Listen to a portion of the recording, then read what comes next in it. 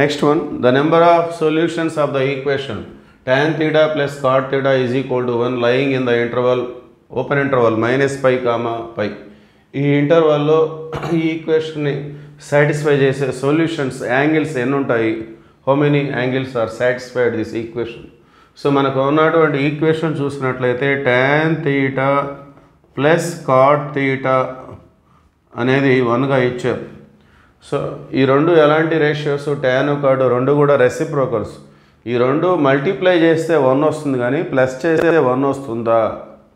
మనకు ఉన్నటువంటి కాన్సెప్ట్ ఏంటంటే tan theta into cot theta అనేది 1. Why? Because these two are reciprocals to each other. ఈ రెండు కూడా రెసిప్రోకల్స్ కాబట్టి ఈ రెండు మల్టిప్లై చేస్తే 1 వస్తుంది కానీ ప్లస్ చేస్తే 1 రావడం అనేది impossible. There is no angle which satisfy this equation tan theta plus cot theta is equal to 1.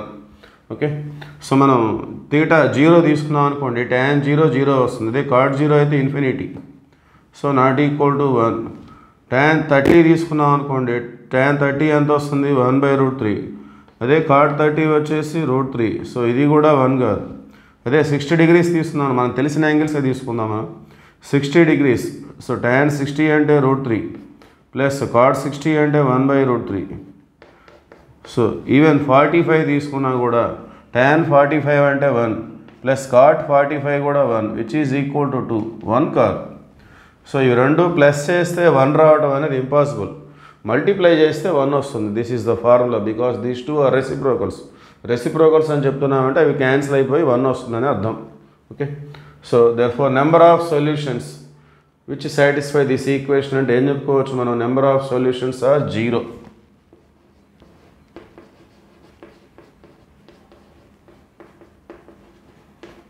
Number of solutions is equal to 0.